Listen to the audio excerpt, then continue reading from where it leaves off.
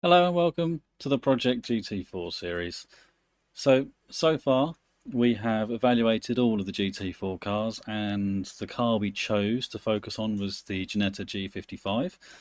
We then taken that car to the Campo Grande circuit and given it a good run through to acclimatise myself to the car and also to rear wheel drive because I'm a front wheel drive guy normally.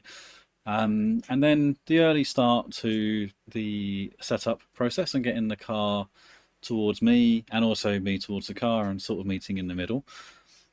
And then after going to Campo Grande, we then took the car to the Interlagos Grand Prix circuit and worked a bit further on the car setup and improved it a little bit, made it a bit more stable on the throttle at the back of the car, and made some improvements. And it's kind of got to the point now where it feels good enough to really go racing with confidence now. So now's the time to calibrate the AI strength to my current level. And how I do that has changed in recent times. So I used to just run races and then get it to the point where I was, similar sort of pace to the top 5 or 6 guys, or top 5 or 6 cars. Not necessarily guys these days. But just recently, talking to Mark Collins, the guy that helped me out with the force feedback video, he's given me a different way of doing it, which doesn't involve me having to do races. Because the problem with doing it in races was it took away the unknown aspect of the early laps of the race. So Mark's method means I don't actually have to go into the race at all, but I do need to go to a custom event. The reason being is that the real weather function and date link don't work in a test day environment, so you have to go to a custom event to do this. But what I do is I will go to a custom event, choose the track which I'm interested in. I'm going to choose the Interlagos track because that's where the first race is going to be.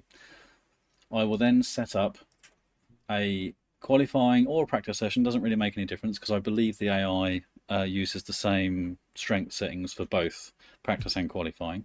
But I'm going to go for a qualifying session.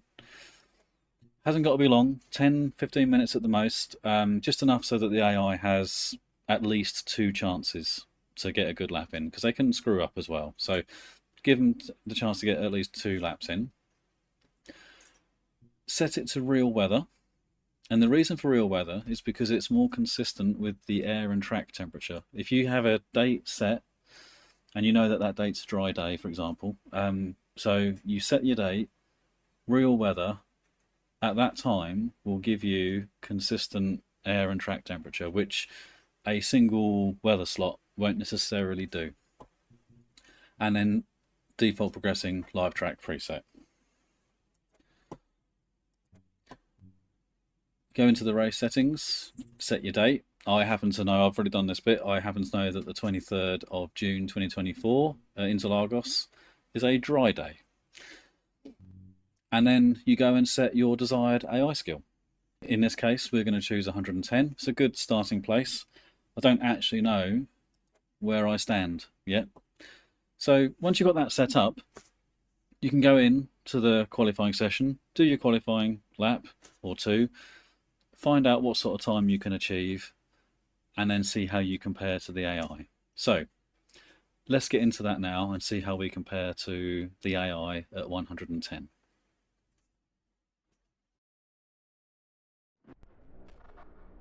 Okay, so first things first, let's just go and check the fuel level is at 15 litres. That's fine, that'll be more than enough to get us to the end of the practice session.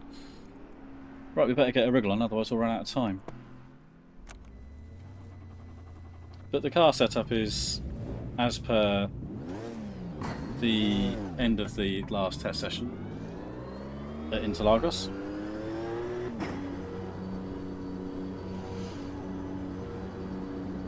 I'm going to increase the ABS to 2 just because at the end of that last test I had a little bit of instability at the back of the car going into one of the last right hand corners. Well, the last right hand corner actually. just to help alleviate that a little bit. I could run it with a more forward brake bias, but I think that would hurt me in other areas on the circuit. So I'm just going to try the ABS instead. It might not work, but it'll be good enough. For the purposes of this, it'll be fine.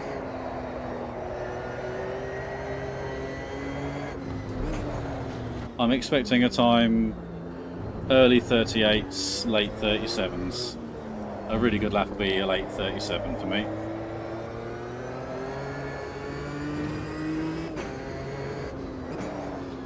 I think the world record around here for this car is a 37.1, I think. And yeah, I'm not there, so not yet.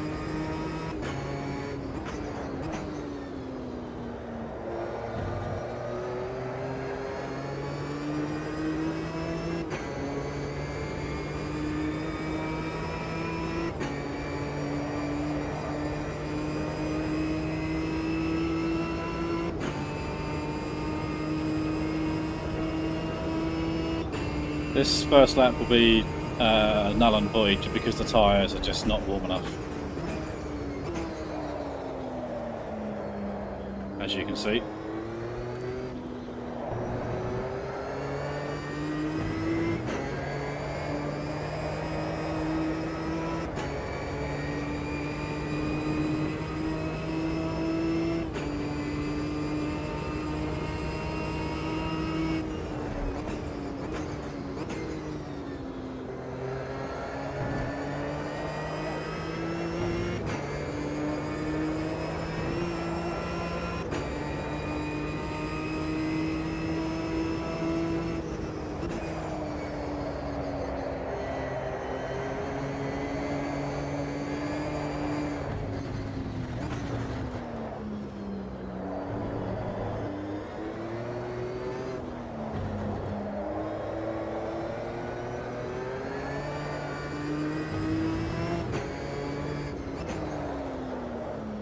Leave a bit of a gap now.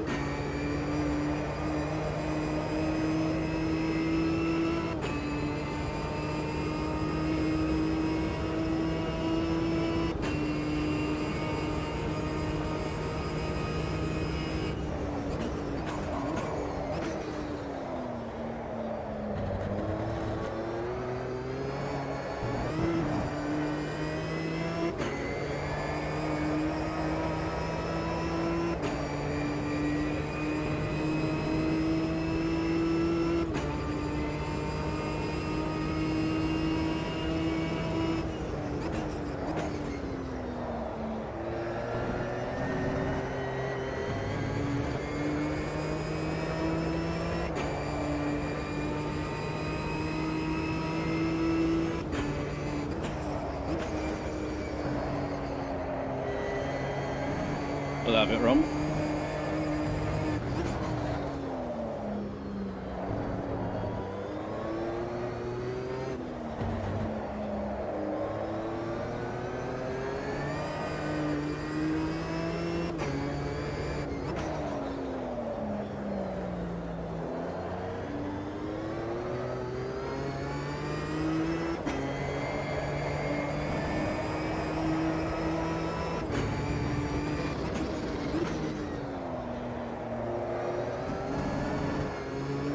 Too eager on the throttle there.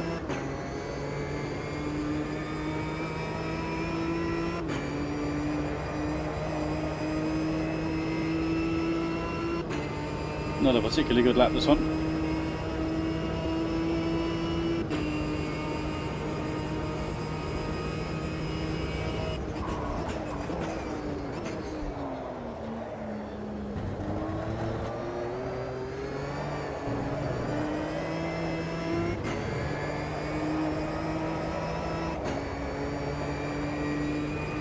Let's increase the brake bias a little bit after all.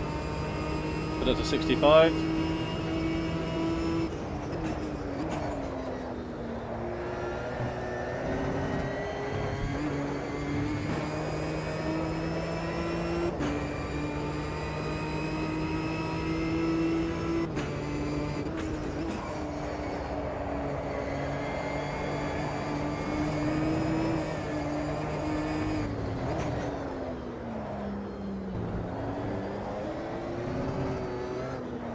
So we're currently 0.4 up at the moment.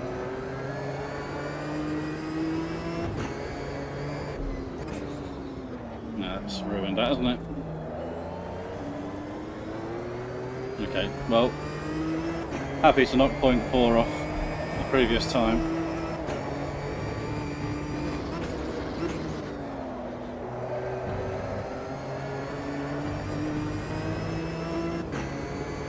So we can knock another 0.15, so we can knock a half second off that previous time.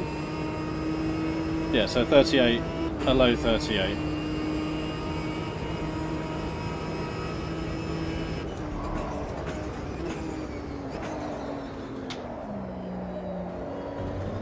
Easy. Go on then, mate, off you go.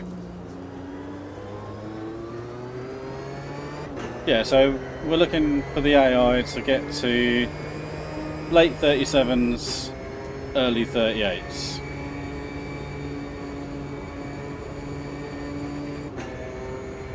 Well, we can park it there now. So now we've got that time. Now we can park it and just sit out the rest of the qualifying session. And then see where they end up at the end of it. So, rather than you sitting there waiting for minutes to tick by, I can't use skip to end. This is a very important point. If I do skip to end,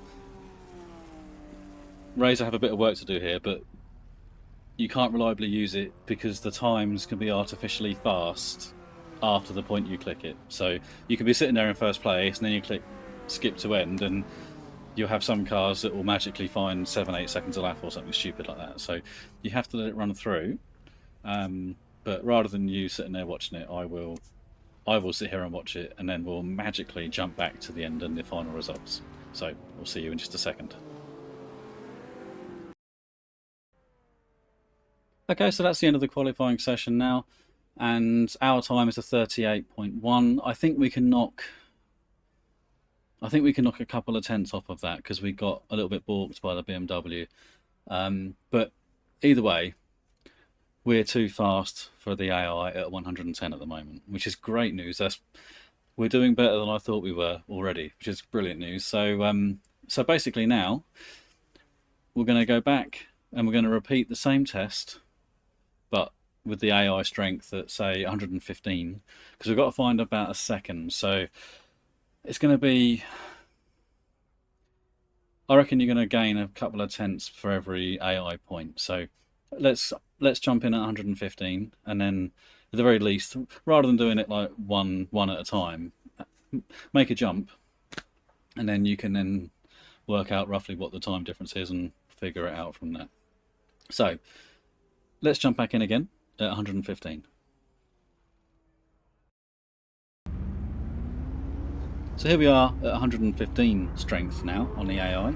I don't need to go out for this run now. That's the beauty of running the real weather on a fixed date or a known date, in that the conditions will be the same regardless every time. So I know my time is a 38 flat-ish.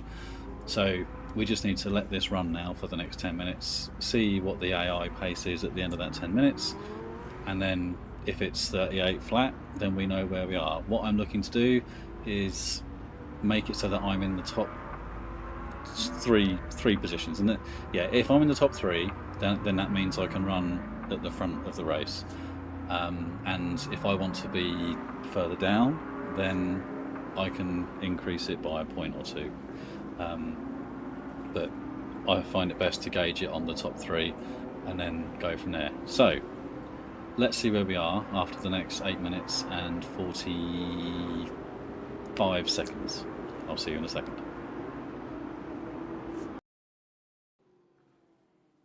So the end results at 115, they're in the mid 38s. I mean, the front two got exactly the same time. And these guys here have got the same time as well. It's quite interesting. So we need to go higher than 115. This is not what I was expecting to see at all. So let's go back to the main menu. So rather than keep getting you into the thing, I'm just going to keep showing you the results from this point forward. So let's go to 117 and see how that works out, and then we'll see you to show you the results of that. The results for 117 AI skill are in. The fastest lap achieved by the AI was a 1 minute 37.8. Second best was a 1 minute 37.9. Third was a 1 minute 38.246. So we would have been third in this session, which puts us in the top 3, which means that my sprint AI strength is about 117. That's going to keep me running up or near the front. For an endurance race, I would knock it back 1 point from there, so 116 for me for an endurance race, because it's not fun to try and sustain a sprint, can't afford to make a single mistake effort for, say, 6 hours. It's not relaxing in any way, shape or form, and I don't know why you'd ever choose to do it. So I like to just knock it back an extra point just to make the experience that little bit more enjoyable and a little bit more relaxing.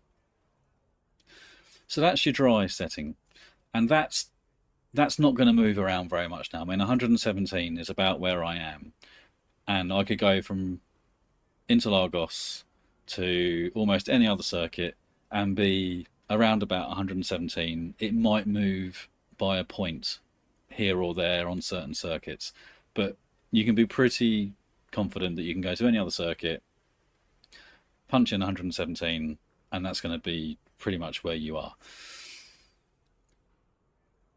There's a bigger variance in the wet conditions. So if you're looking to race in the rain, or there's a chance that your race could go in towards rain conditions, it's also worth repeating this same process, but changing the wet skill scaler. But you got to do the dry first. It's important. You must do the dry first, because the dry will affect the wet. So do the dry, work out where you are, and then repeat that process with a live track preset of wet and a single weather slot of rain, and then set your buoyancy so you're running at the front in those conditions, because there is a very large variance currently in the game for wet weather conditions, which is why I suspect they've put the wet skill scaler in there as an option for us to adjust it, so that we actually have control of it, because there are some circuits where they're just massively faster, and then there are some circuits where they're just incredibly slow in the wet. So very thankful to them that they've done it. I'm glad they had the foresight to actually put it in place for us to use, and I imagine that over the course of time we'll see that variance get much smaller, and I think it's there because the variance, that is, I think the variance is there because they did such a massive amount of work on the physics of all the cars, and they're all affected in different ways. So to run through all of the cars which are in AMS2 and get them all working right in dry and wet conditions would have been waiting until this time next year probably for the 1.6 update. So I can totally see why they've done it, if that's the case, of course.